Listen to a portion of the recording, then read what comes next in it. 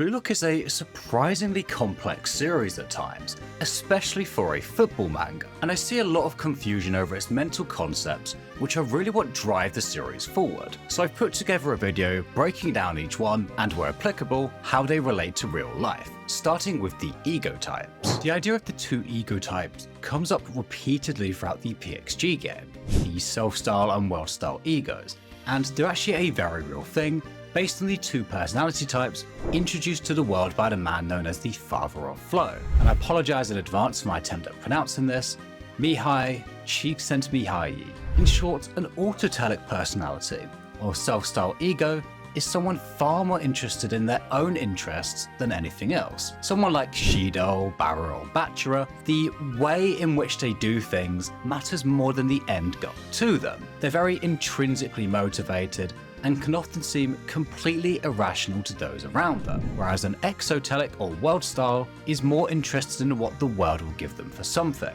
They want measurable external achievements that are valued by the rest of the world, someone like Ryo, Karasu, and of course, Isugi.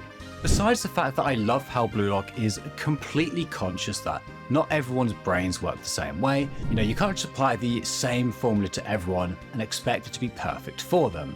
But I also think it's just really interesting to think about for yourself which category you fall into. Although I'll come back to that in just a moment, because I do think this is all missing something very, very important. But just to give some examples, you could have a painter who just loves the act of painting and doesn't care whether the final piece will have a value or whether he'll get an award for it or not.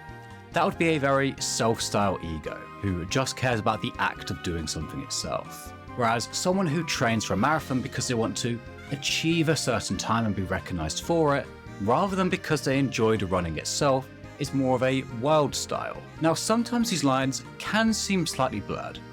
For example, Barro's obsession with goals could be seen as him chasing an external metric that's recognized by the world, but he's still a self-style because the reason he chases those goals isn't to get praise from others. It's because he simply enjoys the feeling of scoring and seeing the despair on the other team. So it's often more about why a player is chasing something rather than what they're chasing. And as Isugi says, it's not at all about one being better than the other. It's just what works for you. And I think that is a nice point because we're often told, oh, you shouldn't care about others' validation and the journey is more important than the end. But that might not work for you. I definitely am more of a self-style myself, but you might not be. You might actually really enjoy chasing the numbers and the milestones and things, and Blue Lock says that there's nothing really wrong with that. There's also obviously the restrictive and freedom types as well, but they're pretty self-explanatory. You have those who thrive in freedom, the ability to decide for themselves from multiple options and create their own formulas. And then you have those who thrive in restriction, where they have a set role and a set of constraints that they like to rebel against. Now, in reality, both the self and world styles and the restrictive freedom types are both more of a spectrum than a binary choice. It's definitely not just as simple as you're this one or you're that one, but I'm going to come back to that in a minute, because this obviously links in very strongly with the idea of geniuses and talented learners. In short, a genius is someone with abnormal physical abilities who produce incredible plays that no one else can replicate. They become singularity points, whereas a talented learner analyzes and overcomes those plays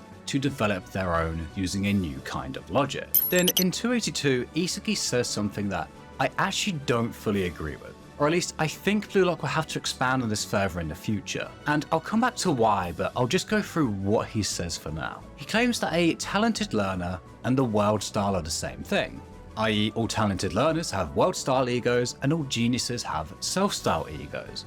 And the reasoning being is that pursuing value and meaning in relation to oneself is what produces a genius's inspiration and unthinkable inventions. In other words, a self-style chasing their intrinsic desire is what causes their genius to bloom. Their weapon develops best this way. Whereas for a talented learner, their skills improve best by analyzing the world around them and taking from it what they can to develop their own strategies in response to the geniuses. Now again, sometimes these lines can get a little blurred, so let's look at Kaiser, for instance. According to Jinpachi's definition, he's a textbook genius. He has an abnormal physical ability in the Kaiser impact that even Noah can't match, and it was a singularity that his entire team warped around. He has a seed that can change the world's standards. Also, when Isagi describes the Kaiser Impact as a weapon he had to think up, I honestly completely disagree. He's just swinging his leg really fast. The Kaiser Impact feels like the weapon of a genius. It wasn't from analysing someone else. He only just found out football was played in teams of 11 when we first see him using it. But everything else we see from Kaiser fits more into the talented learner category. For instance, how he played much better when he put aside his feelings to score himself, or when he teamed up with Isagi. And so I don't think these categories are going to be as black and white moving forward as they are right now. Kaiser is definitely a talented learner, but we do see some traits of a genius in him. But the big issue I have with all of this is, let's take Loki, for example. He's considered a genius of speed, but why does someone being born fast stop him from thinking like a talented learner? What stops someone from having this kind of natural gift that fits the definition of a genius and still thinking like a talented learner, still analysing those around them? And in particular, when it comes to Isagi's theory that world style equals talented learner and self style equals genius, it makes sense that people who are interested in, achievable external metrics would be analysing the world around them and seeing how those around them reach those achievements. But I don't see why they'd need to be like that. I don't see why they couldn't have a self-style ego while still being a talented learner. And I also think there's a couple other players like Rin which don't really neatly fit into either category. And I think this is why Isagi struggled to comprehend him in the PXG match, because he was so fixated on this framework. So I don't think it's been fully explored yet. I think we'll see the talented learner genius thing discussed a lot more in the future. Now moving on, in chapter 111, Jinpachi introduces the flow state, describing it as a state of mental immersion acquired through one's own optimal experience, where the individual experiences ecstasy and bliss, one that can occur in anyone, both intense and mundane settings. And I made a video on this a long time ago, talking about the chart Jinpachi shows of balancing the challenge level with your ability level. Too easy and you get bored, too hard and you get anxious. But there's actually quite a lot more to it than that. Jinpachi even said before this that there are several conditions. He talks about precisely knowing one's abilities, which I suppose makes sense, as if you don't know if you're actually able to do something, you might find that gets in the way of you fully immersing yourself in it. Going back to that graph, if you don't know how good you are, how are you going to find something that's the right difficulty for you? However, some people might actually enjoy that more. Batra is a great example of this, and we see this quite often in Isagi as well, like when he challenged Rin, or before the World 5. Now at the start of this video, I mentioned Mihai Csikszentmihalyi. Again, I hope I pronounced it even half correct. His model goes quite a bit further than Blue Lock. You can pause it for a moment and have a look if you want, and he also throws in a few more conditions. For instance, it tends to work better with a relatively short-term, very concrete goal, which I think was Nagi's issue, by the way, but I've spoken a ton about that in other videos. Also interestingly, he mentions that flow is more likely to occur in a self-style or autotelic personality type, but that doesn't seem to be the case in Blue Lock. Now, throughout Blue Lock's earlier stages, players sometimes kind of stumble into the flow state without really realizing, but some of them, especially Isagi, become far more intentional about it. For instance, in chapter 172, specifically choosing Kaiser as his goal in order to trigger a flow state. But the important part is, whilst it can't be forced, like Nagi found out, it can be approached more deliberately. And also in the world of Blue Lock, especially in recent chapters, it's becoming more and more important for the players to have this figured out. It's far less about the football and far more about the players finding the perfect mindset or goal for themselves. When Rin got his big spikes in both the U20 and PXG games, it wasn't so much a change in strategy, it was from him understanding his own ego better. And I know there's a small minority out there which don't really like that, and I get it, but I think it's completely fine with how these matches play out. It's a lot of thinking and predicting each other's moves, and when you compare how deep and focused your thinking is when you do something that you enjoy, like a game or a sport, compared to something that you don't, which is probably, your job or coursework or whatever, it's probably worlds apart. And we see this in Isagi in chapter 199. once Noah shows up to assist him, he notices how much clearer and sharper his thinking is. And again, it can't be forced. You can't just, flick a switch and change it to that, but by setting the right goal, you can kind of approach it more deliberately and increase the chances of it happening. And one of the many messages in Blue Lock is that having that feeling is perhaps the most important thing when trying to succeed at anything. Without it, even someone with outright unfair gifts like Nagi will eventually struggle. But with it, someone like Bara can succeed even with his ridiculous, completely inefficient playstyle of not passing, purely due to the boost he gets from playing the way he wants to. Which leads me on nicely to the protagonist feeling. In chapter 197, Isagi is pissed off at Yukimiya's unwillingness to cooperate. And of course, this is not the first time it's happened. And I'm not talking about Kaiser, I'm talking about Baro back in chapter 61, when he refused to pass to anyone and Isagi became frustrated at that. And the more I dig into the series, the more it impresses and surprises me with how systematic and well thought out everything is. In this match, the terms supporting actor, villain and lead were used a lot, as though they were talking about a play or a film. And the next time a similar argument comes up is in the Manshine City match, where the focus is on every player's stories. Kaneshiro really had a lot of this planned out right from the start. But anyway, Isagi and Bara couldn't get on the same page because Bara's protagonist feeling came from him being the king. That was his story. And Isagi's was one where Bara cooperated with them in order to win, which contradicted Bara's, preventing a chemical reaction. And it's that protagonist feeling which, according to Isagi in chapter 200, often unlocks the flow state. So whilst Jinpachi does talk about it being possible in even mundane settings, and the author I mentioned does talk in his book about, being mindful and appreciating even little things like doing the dishes, one thing I think is missing from the equation here is actually giving a damn about what you're doing. Obviously everyone in that room was crazy about football, and so they already had that piece of it, but you're probably not going to a flow state for something that you just don't really care about. And this is where the protagonist feeling links in. It's more likely to come from something that you care so much about that you kind of feel like a protagonist when working towards. And in the PXG game, they build on this even further, with the idea of an ultimate challenge, which is never really concretely explained the way all the other concepts are.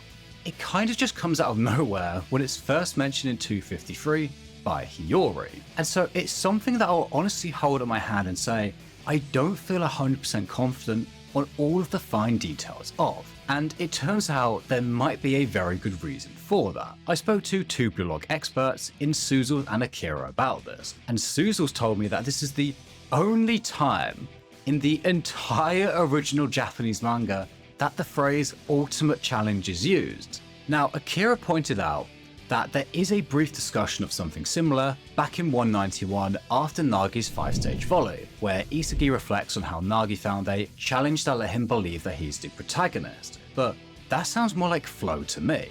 So the idea of an ultimate challenge is never really laid out the same way a lot of the other concepts are. For the ego types, we get these detailed pages really going into detail about it, but we don't get that for Ultimate Challenge. However, we can still kind of see what it is from the examples we're given. So my best understanding of it is that I think flow state comes in response to a planned goal, e.g. for Isagi wanting to surpass Kaiser, for Yukiya wanting to be Isagi, for Nagi also wanting to be Isagi. And chasing after that goal, provided that a suitable difficulty, causes a player to enter the flow state. Then the ultimate challenge is something that shows up when they're already in the flow state, that causes them to have to push even further. So it's more of a reactive goal. Kunigami and Hiyori didn't go into this game planning to surpass Shido and Charles. I imagine that thought was kind of somewhere in their heads, but they had their own goals going into this game. But once these two showed up, they became an ultimate challenge for them. One where the intense concentration of the flow state just isn't enough. It's a goal that pushes them to their absolute limit in order to reach it, i.e. their peak performance. Which I guess is kind of covered now, right? Like it's just a player at the peak of what they can do and is only brought out by an ultimate challenge. And of course, when two players on the same team reach peak performance, you can have a collision of peak performances or a clashing of winning visions. E.g. Isugi and Hiyori's goal, or Charles and Shido's goal, where two players at peak performance have the same vision. For Isugi and Hiyori, it came from them both having complete faith in the other that they shared that vision. But for Shido and Charles, they were more just kind of doing their own thing, and it happened to be the same for both of them. So there's different ways it can come about, but it results in a goal that no one else can anticipate, one where the participants don't even need to look at each other. As Hiyori says, it's not about two players working off each other, but both of them looking ahead to the same winning vision, which is why I think it applies to Ness and Isugi's goal in the final goal of the PXG game. They both had the same vision of the world's best striker, and so despite the fact that Ness wasn't aiming for Isugi, they still linked up the way they did because they were both looking at the same vision. Moving on to something completely different, returning to zero is this kind of mental reset we see the players do, where they remind themselves of what football actually means to them. I think the first instance of this was probably Batra at the end of Season 1, or actually I suppose even Bara before that, although that feels a little different to me. But more recently we've had obviously Rin, Kaiser and Isugi all in the PXG game. And a cool detail is that for the geniuses, it causes them to lean more into that specific desire. Batra going on a solo run, Bara returning to being the king and not passing, or Rin giving into these destructive impulses, all of which completely go against logical thinking. They'll put aside everything, even if it's logical, if it gets in the way of their strongest desire. Whereas for Kaiser and Isugi, our talented learners, it's more about just using their desire to be beloved or to win respectively, to push them forward whilst becoming more logical. You know, obviously Kaiser being willing to pass to Raichi, and Isugi being willing to team up with Kaiser. Obviously, both of them putting aside everything illogical that gets in the way of their strongest desire. Although going back to the geniuses for a second, one of the most interesting ones, that'll probably be my next video, is Ness in 292. Step away from Kaiser. His base desire that got him into football in the first place was to experience magic, the impossible. Football ended up being the place he found it, but over time, that initial desire branched into other things, like helping Kaiser with his dream, which he then discards in the PXG match's finale. In short, returning to zero is kind of stripping away all these extra desires that they've picked up on the way, and going back to their initial strongest desire. Now, there's maybe a case to be made that this wasn't a full return to zero for Ness, as although in this chapter he is still trying to seek out the impossible, whether it comes from Kaiser or not, he does still hope it comes from Kaiser, but that's for the next video. The reason I bring up Ness is because if we go back to 242, he talks about how his parents can't even explain the reason why he likes magic. This desire wasn't taught to him, it was discovered when he found books on it. And it's no coincidence that this backstory is just a few chapters before Jinpachi's speech on originality, which is defined by Jinpachi to be what you honestly hunger for, specifically something that you weren't born with or taught. What I find particularly interesting about this scene is I think it's the first time Jinpachi has implied that it's fine for them to not want to be number one in the world, with how he lists, just survive or be a regular as examples of hunger, as though telling them to be honest with themselves about it. Someone like Raichi aiming to be number one is probably too high of a goal to bring out the challenging focus of the flow state, whereas for someone like Isugi, or Igiguri of course, that's obviously a more realistic aim, and it's that hunger which forms a hint for the achievable challenge for the flow state. In short, they should base their goal to trigger the flow state on their originality.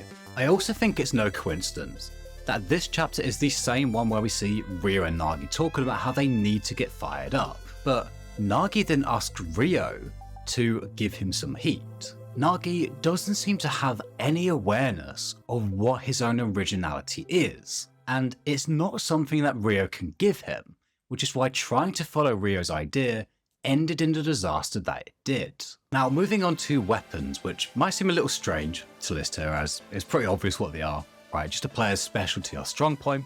So I'm only going to spend 30 seconds on it. But I do really like the implication here that you should have some sort of specialty, some skill or area that you really take pride in as opposed to trying to do it all. Well, unless you're Rio, but I suppose his copying is his weapon. But obviously Rio has always been this ridiculous outlier that's just inhumanly talented at everything he does, even before Blue Lock, which for 99.999% of us is just not us, right? And so when Jinpachi introduced the idea back in chapter 8, he essentially tells them to focus more on their strengths. And part of the reason why is of course in the formula, which again, I won't spend super long on, but I often remind myself of what Ego says here, to analyze every detail of your successes, not to live in the realm of coincidence. Within the chaotic unpredictability of a football match, you need a formula that lets you shine, that you can follow to have some form of reproducibility. This starts off with fairly simple things like Bara's shooting zone, but later on Chris Prince tells the Manshine players to visualize the formula of their ideal selves. For Chigiri, it was effectively building on his current skills and past successes. Once Odin had that image, he then began to train towards it, which again I really love, but I've spoken a ton about Chris Prince in this video here, so moving on to luck. Jinpachi describes the inevitable coincidences that burst forth when the inevitability of two teams' actions collide as the epicenters of luck. In short, because that's a very wordy sentence, no matter how prepared you are, there's going to be some unpredictability in a game, right? For example, just a stray deflection of someone's foot. And this whole speech essentially boils down to two things. Firstly, things which could seem like just luck often aren't. You might have just missed something, or just not known about something. The example he uses is of being pooped on by a pigeon, looking up and realizing that there were a ton of them sitting there. It wasn't so much bad luck as it was poor observation. And secondly, which actually kind of links to the first one, is that you should be prepared for luck. In Blue Lock, this usually means if there's going to be a deflection which can go anywhere, you should be in an area where you can do something with it if it happens to be here, as opposed to just waiting to see where it goes. Next is awakenings, which are something I've always had a bit of mixed feelings for in a story. Because on the one hand, they're usually super hype, right? But sometimes someone getting a huge power up in the middle of an intense moment because they're angry and can tap into something deeper, or they unlock some new ability out of nowhere, can kind of just be a bit lame sometimes, right? Which is why I love the way that Blue Lock handles them. So in chapter 31, in the middle of Team Z versus Team V, and funnily enough, Arnold actually brings up the exact type of awakening that I'm not a fan of. You know, she says like, discovering you have a superpower, or when a regular person becomes incredible. She also mentions Super Saiyan, which I'm actually not hating on because even though it is exactly what I mentioned, it's just, you know, it's just too cool. Especially if Vegeta's one, so who cares? But anyway, it's a bit different in Blue Lock. You know, as Jinpachi says, an awakening isn't some kind of supernatural phenomenon or acquiring a new ability. Something that unrealistic doesn't just happen. It occurs after one has accumulated consideration and experience. After piling up mistakes for trial and error, the scattered pieces of success mesh with each other. And according to that definition, this match has 5 of them. But the ones I want to focus on are Isugi, Chigiri, and Kunigami. I know this was a long time ago, but if you cast your mind back to when Chigiri first realized that Zontetsu could outspeed him, likely the first time in his whole life that that's happened, as Jinpachi says, an awakening is something that can only occur in extreme circumstances. For instance, when facing an enemy much stronger, they integrate all of their abilities to find a new formula. And that is, of course, exactly what Chigiri does by dragging Zontetsu into a long sprint. It's exactly what Isugi does when he fires off a volley instead of controlling the ball, or Kunigami in chapter 29 with his long-range knuckleball. None of these are new abilities that they got out of nowhere. It's using their current abilities in a new, more efficient way that they hadn't done so until now. They hadn't even considered until now because they weren't forced into doing so. They could get by with what they were already doing. You know how they say necessity is the mother of invention? It's essentially that. The situation requires them to figure out something new if they want to win, and as Isugi says in 199, it's not like he can just suddenly practice loads in the middle of the match. Instead, they have to use what they've already got in a new way. For Batra and Nagi, and even Bara later on in the 3v3 match, it was more instinctive than calculated like the others. It was more based on them finding a new reason to play, which of course is unsurprising as they're all textbook geniuses. None of their abilities pop up out of nowhere, it was still the result of polishing what they'd already worked on even further, which is why Blue Lock's awakenings are just way cooler than most to me. To finish off, there's a couple other little bits like egocentrism, which is essentially just Isagi using the fact that everyone has their own thought process and desires, but I think that's all the major concepts of Blue Lock covered. So let me know if you found it helpful. If you want to see a deep dive on Isagi specifically, I'll put it on the screen for you. Shout out to my channel members, it's much appreciated guys, and I'll see you all again soon.